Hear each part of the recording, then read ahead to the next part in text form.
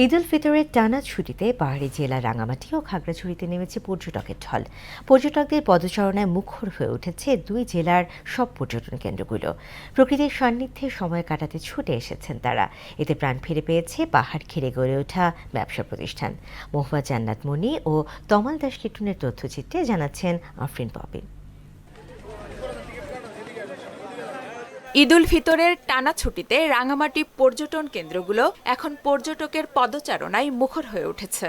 শহরের hotel motel এখন হাজারো পর্যটকের ভিড়ে ঠাসা। রাঙামাটির ঝুলন্ত সেতু, Polwel park, DC bungalow park, Shuvolong ঝর্ণা, কাপ্তাই আসামবস্তি সড়ক ও বাঘাইছড়ির সাজেক সহ জেলার বিভিন্ন বিনোদন কেন্দ্রে প্রাকৃতিক সৌন্দর্য উপভোগ করছেন তারা। আমার খুব ভালো লাগতেছে। অনেকক্ষণ ধরে এখানে ঘুরতেছি, মানে পরিবেশটা খুব সুন্দর, ভালো লাগতেছে। আমাদের ভালো লাগছে এই পরিস্থিতি, মানে এরকম প্রকৃতি, সুন্দর আবহাওয়া।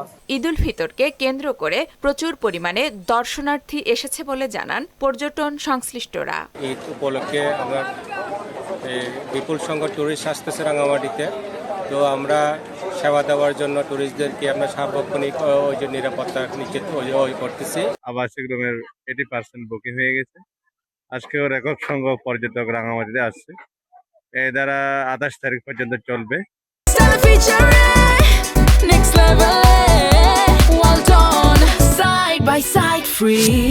আমরা আসার আগে আমাদের লক্ষ্যমাত্রা অনুযায়ী আয় আসবে। এদিকে পর্যটকের ভিড়ে মুখর হয়ে উঠেছে পাহাড়ি কন্যা খাগড়াছড়ি। দেশের বিভিন্ন প্রান্ত থেকে পর্যটকরা ছুটে এসেছেন পাহাড়ের এই প্রাকৃতিক সৌন্দর্য উপভোগ করতে। আলুটিলা রহস্যময় সুড়ঙ্গ থেকে শুরু করে রিছাং ঝর্ণা, সবখানেই এখন উৎসবের আমেজ।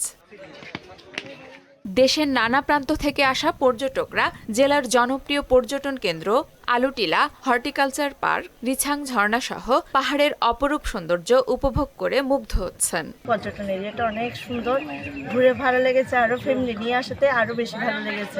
সুড়ঙ্গ পথটা এটাতে খুব একটু ভয়ানক পথ, আবার খুব সুন্দর মজা লাগছে। আসার পর আমার কাছে খুব মন জুড়ে গেছে। আমি এই এলাকার কর্তৃপক্ষকে ধন্যবাদ জানাই যে এটা ভবিষ্যতের জন্য আরো সুন্দর করে। ঈদ আনন্দ উপভোগ শেষে পর্যটকরা নিরাপদে ফিরবে নিজ নিজ গন্তব্যে, এমন প্রত্যাশা সবার। আফরিন পপি, মোহনা সংবাদ।